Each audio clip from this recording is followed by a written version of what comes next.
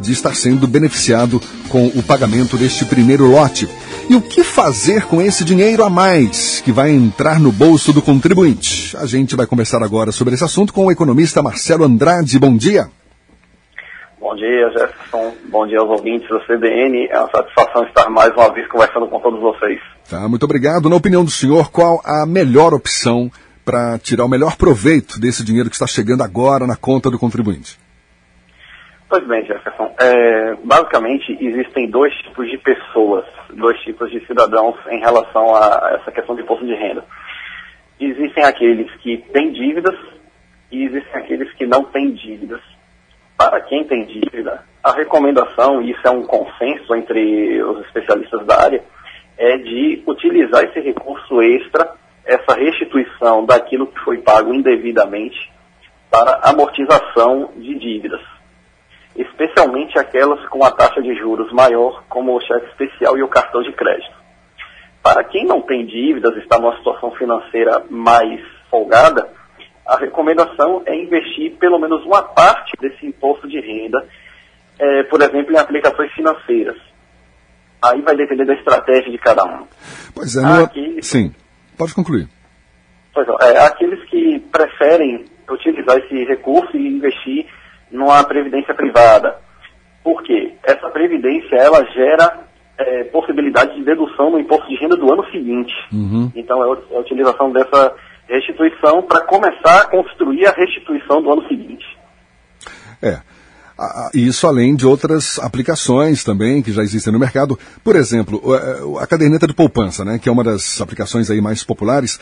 No ano passado foi uma das piores aplicações, não foi? Teve um rendimento aí baixo em comparação aos fundos de renda fixa, CDB, por exemplo. O senhor acha que a poupança deixou de ser uma boa aplicação? A poupança, Jefferson, para quem está começando, pode até ser uma boa alternativa. Entretanto, ela tem uma desvantagem. A remuneração dela é pré-definida na faixa de 0,5% ao mês, mais ou menos, mais a TR, e a TR não dá muita coisa. Então, no nosso atual cenário de inflação, que já alcançou um patamar um pouco maior, a poupança ela passa a não ter ganho real ou ter até uma perda de poder aquisitivo. Então é por isso que já se recomenda partir para fundos de investimento dos bancos ou a aquisição dos títulos da dívida do governo através do Tesouro Direto. Agora, no caso, fundos de investimento, tem fundos de renda fixa, não é? Fundos DI também. Os bancos, eles cobram uma taxa administrativa que pode ser de 1, 2, 3 ou até 4% ao ano. Essa taxa não acaba abocanhando aí parte dos juros que o aplicador receberia? Com certeza, Jefferson. Inclusive no nosso blog, o enriquecimentototal.blogspot.com, nós já temos artigos publicados a respeito dessas duas questões, do que fazer com o imposto de renda e da economia que pode ser feita no momento de investir. Escolher um fundo de investimento com uma taxa de administração inferior é uma possibilidade de economia, mas o principal problema é que para investir nesse tipo de fundo, o valor inicial é muito alto. Então, uma alternativa seria uma pesquisa, seria acumular conhecimento para fazer um investimento direto nos títulos da dívida do Tesouro. Porque esses fundos de investimento dos bancos, basicamente, são os títulos da dívida do governo. Então, quando o investidor compra diretamente, ele economiza essa taxa de administração. Qual a vantagem de se aplicar o dinheiro no CDB? O CDB, Jefferson, ele é o título de dívida privada, então é um certificado de depósito dos bancos. A remuneração dele vai depender do volume que vai ser investido. Então entra naquela mesma questão do fundo de investimento. Para ter uma rentabilidade melhor, uma rentabilidade que não possa ser adquirida, não possa ser conseguida num fundo de investimento, o volume precisa ser muito, muito expressivo também, igual ao fundo de investimento. A diferença é muito pouca entre essas duas modalidades de aplicação. O CDB é tão seguro quanto a poupança?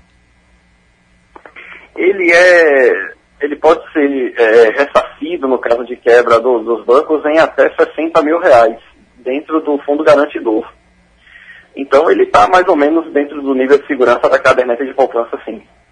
Certo. A gente está falando aqui de algumas opções de investimento, de aplicação, já imaginando que esse dinheiro seja, digamos, uma sobra, não é? Porque, como o senhor mesmo destacou aí, seria interessante que, caso o contribuinte tenha algumas dívidas, que ele inicialmente acabe com essas dívidas, com esse dinheiro da restituição do imposto de renda que está chegando hoje, para depois, se sobrar alguma coisa, recorrer aí às opções de investimento que existem no mercado. Quais outras opções? Tem o mercado de ações também, não é? O mercado de ações é uma opção, sim. Agora, reportando um pouco ao que nós já conversamos em outras oportunidades.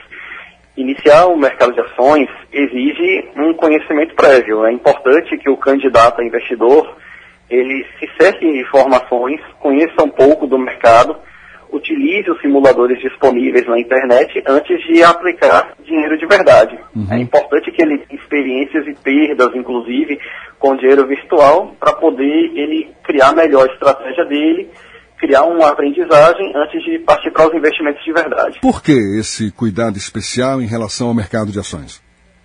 Porque o mercado de ações, ele é muito volátil. O que significa isso? Ele é sujeito a muitas oscilações.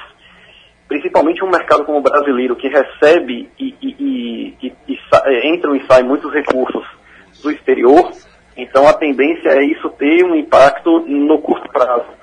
Altas e baixas que se sucedem, períodos de altas e períodos de baixas.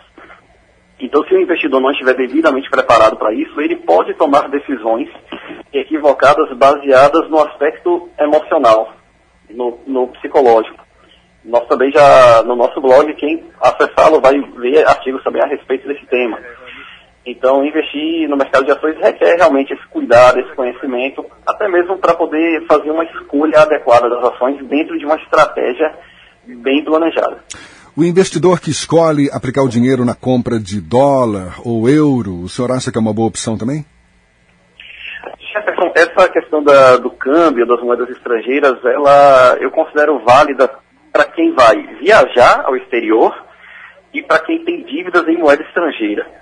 Por quê? Porque fazendo essas aquisições de moeda estrangeira ou investindo em fundos de investimento de câmbio, há uma proteção contra as variações cambiais. Então isso dá uma certa segurança ao investidor relacionada à moeda estrangeira. Mas como especulação, os próprios resultados do dólar não têm se mostrado muito positivos, não. Tá certo. Para a gente encerrar, qual a recomendação que o senhor deixa aqui para quem está recebendo esse dinheirinho a mais a partir de hoje, para tirar, eu repito aquela primeira pergunta mesmo, para tirar o melhor proveito? Tudo bem, tem dívida, paga. Sobrou um dinheirinho, faz o que com ele? Pronto, vamos considerar que o volume de restituição que o nosso cidadão vai receber seja suficiente para pagar suas dívidas e tenha um residual. Esse residual ele pode ser investido, preferencialmente deve ser investido. Mas, no caso daquelas pessoas, daqueles contribuintes que vão receber e não têm dívida, a gente propõe que invista uma parte e utilize o restante no consumo mesmo, realize algum sonho, faça aquisição de algum objeto, porque na educação financeira se percebe que é importante que as pessoas possam perceber que elas estão evoluindo. E essa percepção é muito mais fácil quando o padrão de vida é visível, objetos, bens, eles aumentam. Então isso é uma forma também de estímulo para que as pessoas continuem praticando a educação financeira. Tá certo. Senhor Marcelo, muito obrigado pela entrevista. Um bom dia. Bom dia, Jefferson. Bom dia, ouvintes. Eu queria só deixar mais uma vez o nosso endereço, que é o www.enriquecimentototal.blogspot.com. Nós estamos no Twitter também com o @enriquece_total e estamos também no Facebook. Tá, muito obrigado. A gente conversou com o economista Marcelo Andrade, dando dicas de como você tirar o melhor proveito desse dinheirinho a mais que chega na conta daqueles que estão sendo beneficiados pela Receita Federal, que paga hoje o primeiro lote de restituição do imposto de renda. Em todo o Brasil são 2 bilhões de reais que estarão sendo depositados nas contas dos contribuintes.